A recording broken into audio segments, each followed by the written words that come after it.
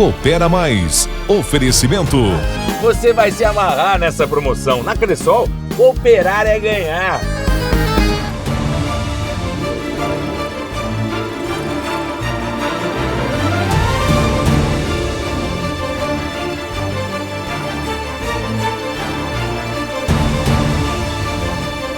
Olá, sejam muito bem-vindos ao Coopera Mais. Hoje, nossa tela traz histórias que levantam o olhar, conectam pessoas e mostram que o cooperativismo, o agronegócio e as inovações no campo têm poder de transformação social. Vamos juntos percorrer trajetórias de celebração, desafios e futuro. Fique conosco! A nossa primeira parada nessa noite é uma ocasião histórica, os 40 anos do Sicredi. Não foi apenas uma festa, foi um momento de reconhecimento da força do cooperativismo para comunidades, especialmente aqui no Paraná. No evento, cooperados foram homenageados, prêmios especiais foram entregues, inclusive apartamentos, e lideranças marcaram presença, como José Roberto Ricken, presidente do sistema OCEPAR. Vamos acompanhar essa celebração de conquistas e união. Numa noite de festa com centenas de pessoas no Moinho Vermelho, em Maringá, e cerca de 7.000 outras pessoas ligadas por meio da internet, inclusive em todas as agências nas regionais do Paraná e estado de São Paulo, a Sicredi Dexis comemorou seus 40 anos de fundação. O presidente Wellington Ferreira abriu a noite falando da cooperativa e de sua trajetória. Ele também compartilhou o sucesso com a Cocamar, cooperativa mãe. Foi homenageado e também homenageou. Até um livro contando a história dos 40 anos da cooperativa foi escrito.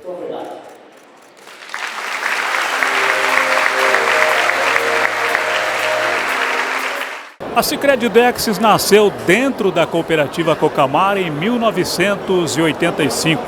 Hoje ela conta com mais de 250 mil associados.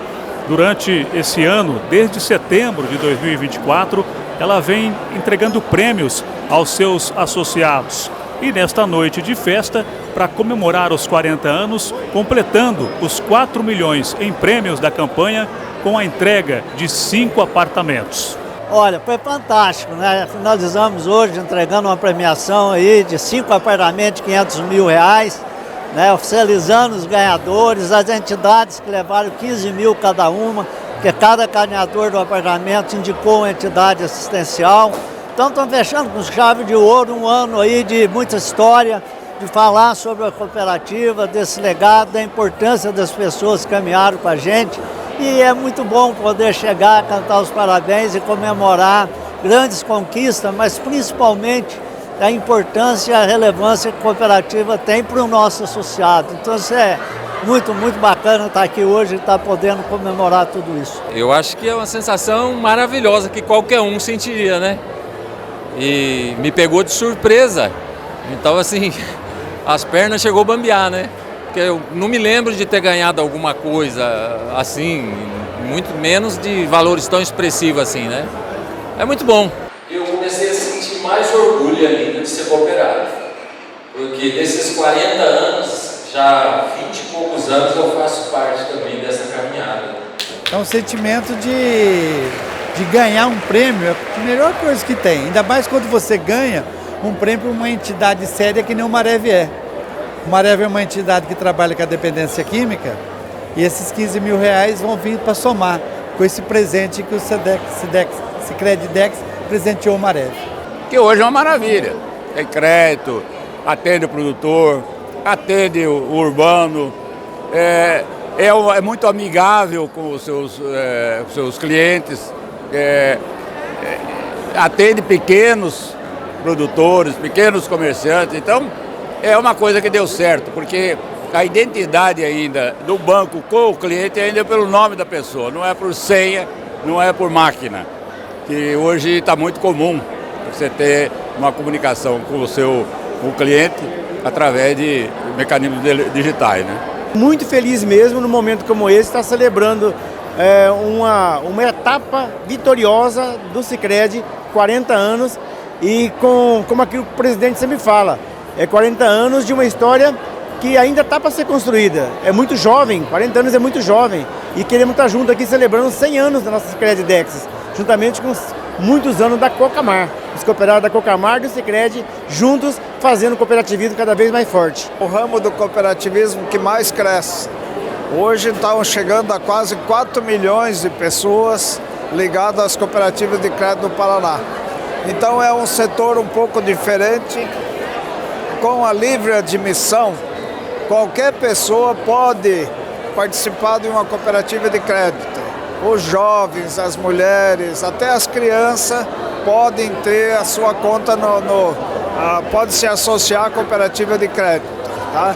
E isso traz um movimento muito grande, que lá nos anos 80, no caso aqui da Dexis, em 85, a legislação era totalmente inadequada. Hoje não.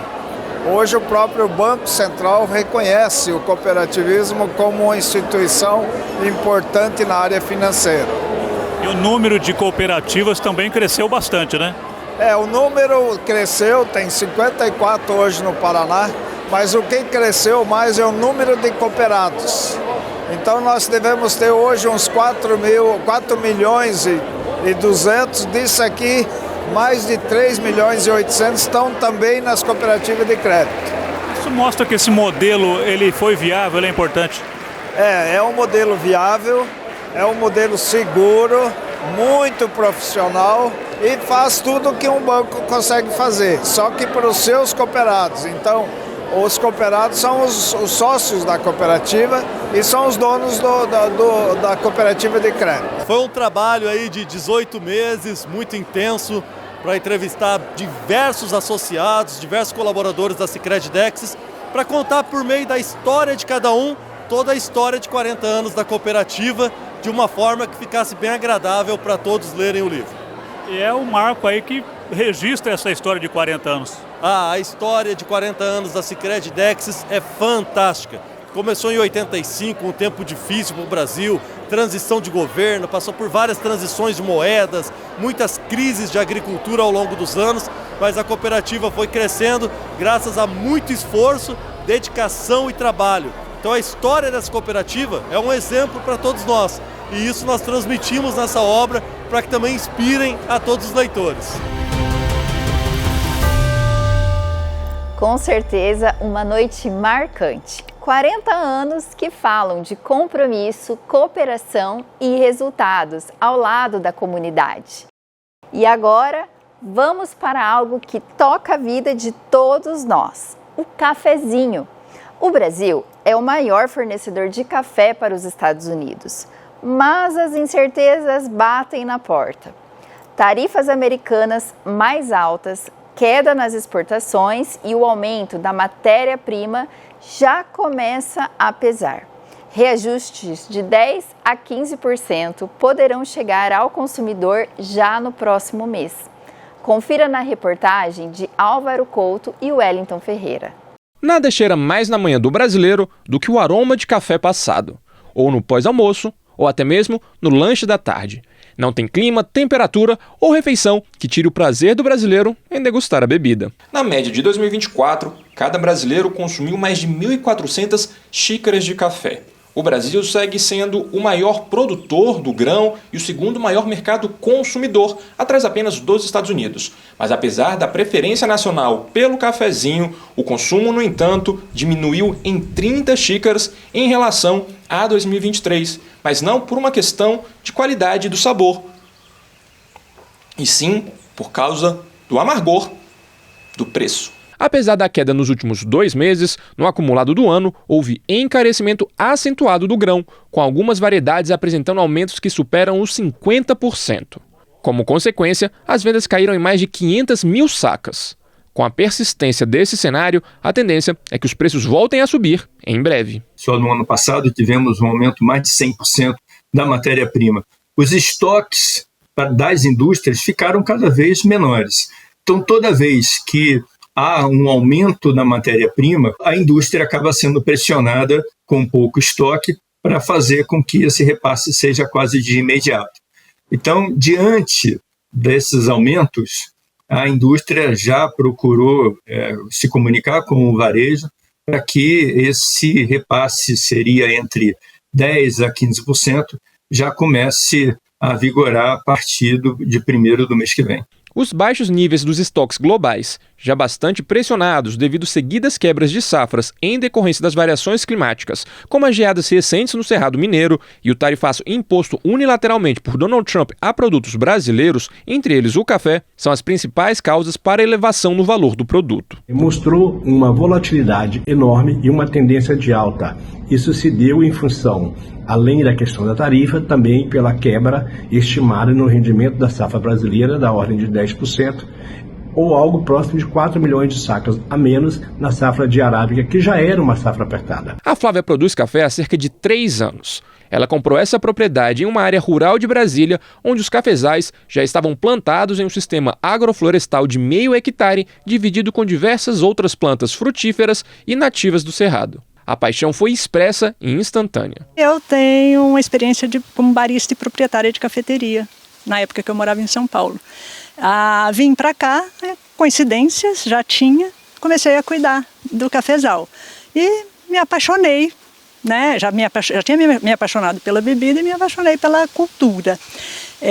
Então, estou aqui por coincidências, né? Mas sou apaixonada por café. A produção é voltada para café orgânico especial e os resultados ainda são modestos. Mas além de penar pela falta de mão de obra de qualidade, ela teme os impactos das incertezas comerciais. Com certeza afeta o produtor, o pequeno, o grande, porque o mercado é que direciona, né, a comercialização dos produtos. Isso afeta, a gente fica assim receoso, né? Todos nós produtores ficamos receosos.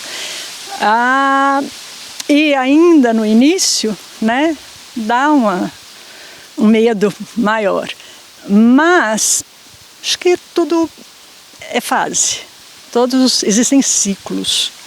E produção de café não é curto prazo, é longo prazo. A gente conseguindo superar essa fase, a gente volta de novo mais forte, mais experiente e com o mercado, né?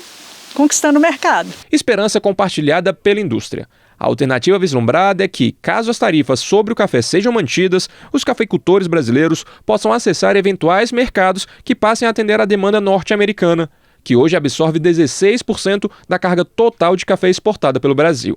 Retomar essa relação ainda segue sendo a prioridade número 0. Não abrimos mão do mercado americano, que no momento está realmente mais difícil para o Brasil, mas esperamos que a médio prazo possamos reverter essa situação e ter os Estados Unidos como nosso maior parceiro, lembrando que um momento não define uma história, e a história entre Brasil e Estados Unidos de relação comercial e especificamente no caso do café é uma história linda que não será apagada por um momento.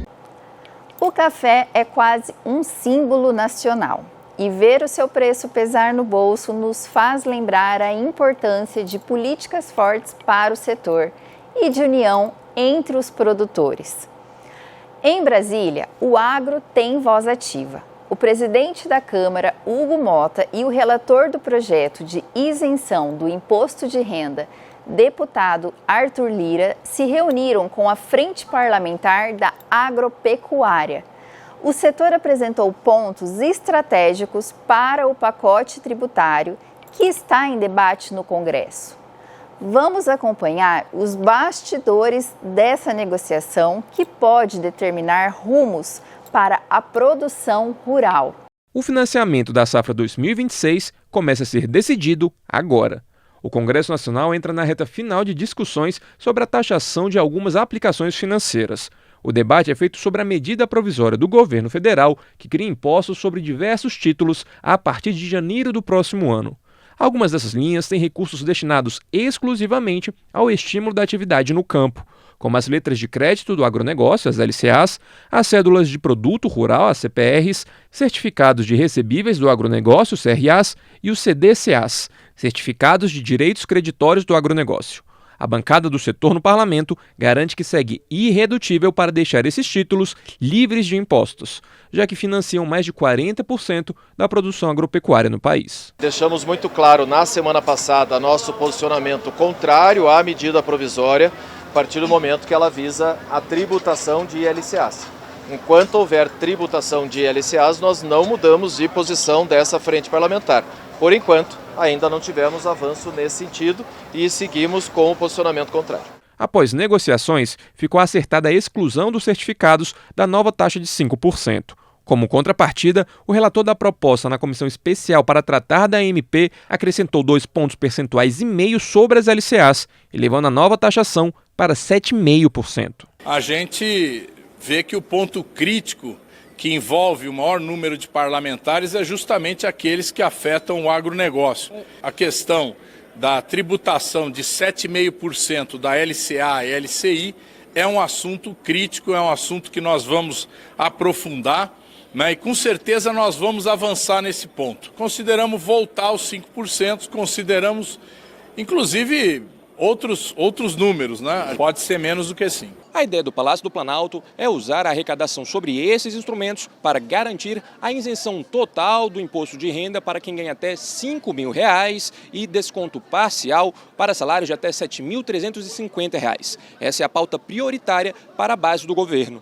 Apesar de concordar com a desoneração dos trabalhadores, a Frente Parlamentar da Agropecuária vê ameaçados os investimentos no setor com a taxação dos títulos. Os integrantes da FPA mostraram para o relator do projeto de isenção do imposto de renda na Câmara dos Deputados que ainda não há consenso sobre como compensar a perda de arrecadação com a medida. Arthur Lira se mostrou confiante quanto a um acordo para que a matéria seja votada ainda nesta semana. Tem um tema que é unanimidade na casa, que é exatamente a isenção completa dos 5 mil e a isenção progressiva até 7.350. Não vai ter um deputado que vote contra isso. Eu venho dizendo há dias que a discussão desse projeto vai se dar na compensação. E a gente tem que ter cuidado com as narrativas. Uma vez um parlamentar pode achar que essa maneira é melhor, aquela maneira é pior, e ter cuidado com as narrativas. Por isso que a gente tem que ter responsabilidade na hora da discussão, discutir em alto nível, apresentar emendas que se sustentem, porque toda emenda ela tem uma ausência ou um aumento de arrecadação. Ela mexe no equilíbrio do projeto, mexe no equilíbrio no final das contas públicas, e a gente vai ter que ver isso com calma. O presidente da bancada do Agro disse que Lira acatou os pedidos do setor e agora aguarda a definição dos líderes partidários sobre o que será mantido e alterado no texto. Existem algumas emendas que nós apresentamos sobre o aumento ou o impacto na isenção para produtores rurais, principalmente da agricultura familiar. Então, são temas que ainda estão sendo discutidos e vamos trabalhar esse texto. Foram diversos parlamentares que participaram do debate e nós vamos discutindo esse texto para ver aonde a gente consegue chegar. O balanço entre o campo e o poder público é essencial para garantir segurança, competitividade e justiça ao produtor rural. A Cressol me convidou para fazer uma música, para te contar sobre uma promoção boa demais. Quanto mais você investe, mais tem chances de ganhar. São 10 milhões em prêmios pra você aproveitar. Você vai mudar de vida, você pode acreditar. Porque na Cressol cooperar é ganhar. Você vai se amarrar nessa promoção. Na Cressol, cooperar é ganhar.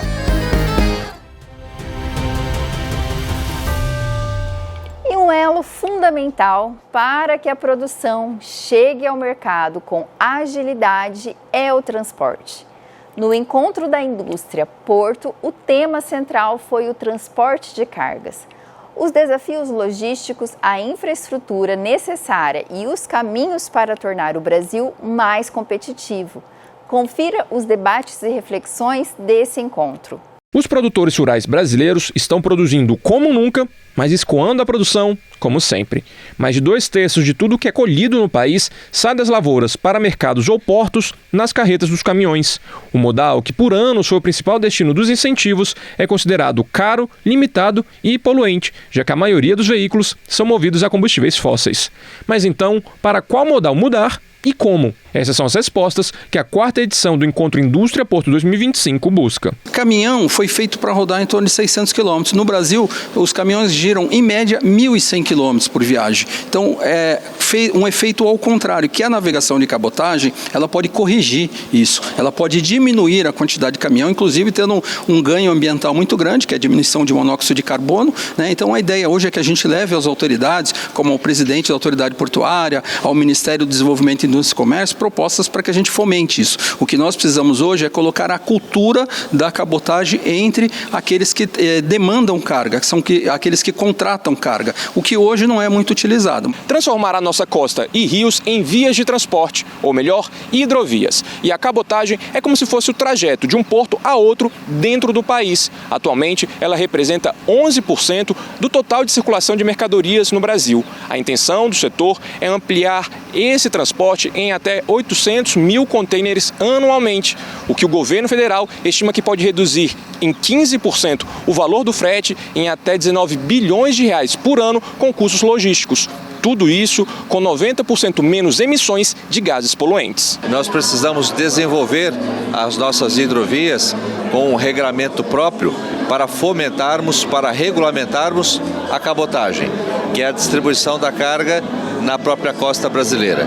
Então, é preciso um incentivo, é preciso que o Porto de Santos, que a indústria, que o governo, todos irmanados possam incentivar para o desenvolvimento da cabotagem.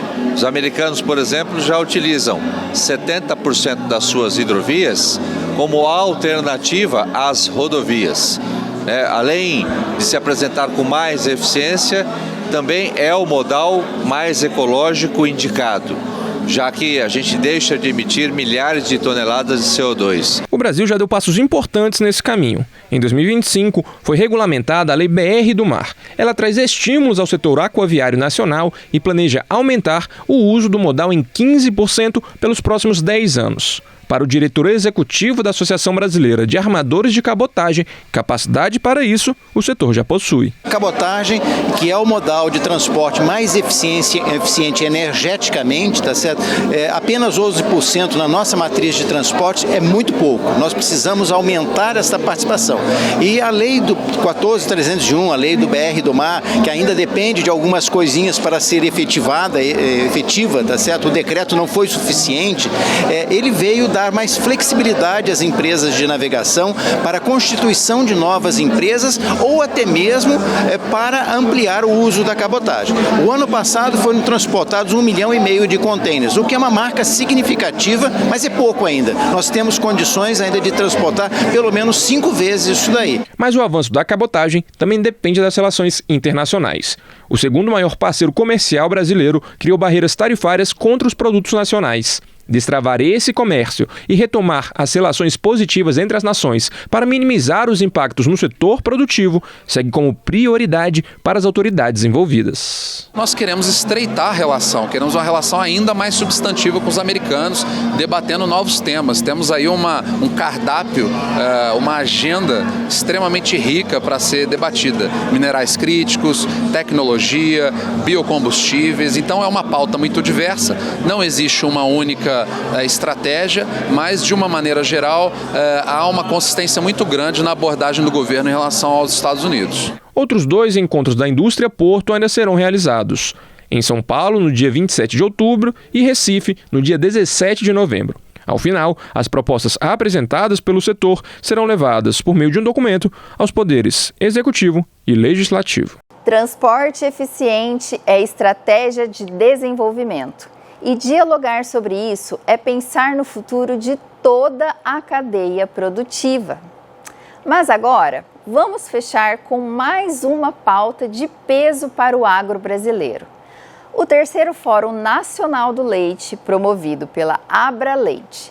O evento aconteceu nos dias 24 e 25 de setembro na Embrapa, em Brasília, e reuniu produtores técnicos, especialistas e lideranças com o tema Nosso Leite e Suas Histórias.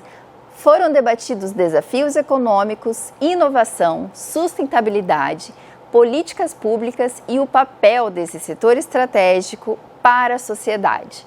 Vamos conferir? Eles vieram em comitivas. Essa de Minas, o estado que mais produz leite no Brasil.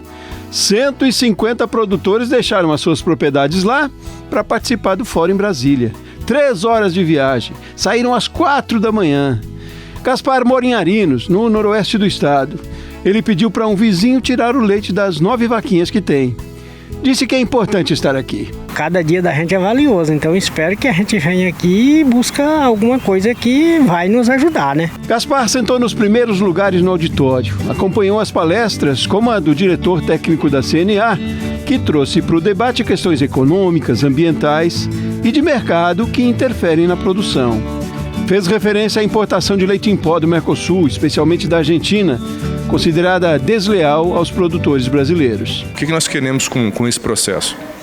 Que ele corrija uma distorção de mercado que ocorreu em 2023 e 2024, onde a Argentina teve subsídios diretos e foi comprovado, né, a prática de dumping.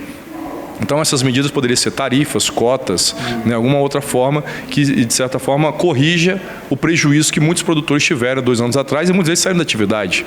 Então é algo que seria uma compensação por algo ilegal que eles cometeram como no mercado internacional. Né? Gestão foi outro tema de destaque no fórum deste ano. Gestão financeira, de pessoas, gestão do rebanho. Tudo tem que ser alinhado, disse Mário Porto, especialista no tema. Nós temos que assumir 3 dimensões. Nós temos que ser um empreendedor, nós temos que ser um gestor e temos que ser um técnico. O leite precisa entrar na pauta das exportações do agro, assim como as carnes, assim como os grãos. Esse foi um dos importantes recados dados aqui no fórum, como um alerta. Precisa melhorar a competitividade, melhorar a média dos rebanhos, das matrizes. Muito depende, é claro, do trabalho feito dentro da porteira, mas fora também. Nós, produtores, temos que saber também trabalhar a política pública no município, no estado, até chegar aqui na capital, em Brasília. Nós aqui colocamos as pessoas que estão aqui hoje nos poderes, né? Principalmente Câmara, Senado e Presidência da República. Não é só reclamar, a gente tem que trazer reclamações, sugestões e cobrar, com certeza. Mas a gente precisa de se organizar melhor a cadeia e o Fórum Nacional do Leite está aí para isso. As discussões no fórum vão virar estratégias de ação na prática depois, para mudar o cenário, começando pela base. É tudo o que espera o Gaspar, um futuro grande produtor. Eu pretendo, né? No tamanho não vai crescer não, né? Mas... A produção vai. Se Deus quiser. O setor leiteiro move realidades. Ele gera renda em milhares de municípios, alimenta famílias e exige a atenção das políticas públicas. E o Fórum da Abraleite reforça que enfrentar os desafios exige união, visão e ação conjunta. Hoje percorremos marcos de cooperação, dos 40 anos da Sicredi, a influência do café, debates em Brasília, logística de cargas e o universo do leite. Histórias variadas, todas interligadas por um fio invisível, o poder de fazer juntos. Que essas reflexões sirvam para inspirar ação e aproximação, fortalecimento de cada comunidade, cooperativa e produtor. Obrigada por nos acompanhar. Desejo a todos uma excelente noite e até o próximo Coopera Mais. Coopera Mais. Oferecimento. Você vai se amarrar nessa promoção. Na Cressol, cooperar é ganhar.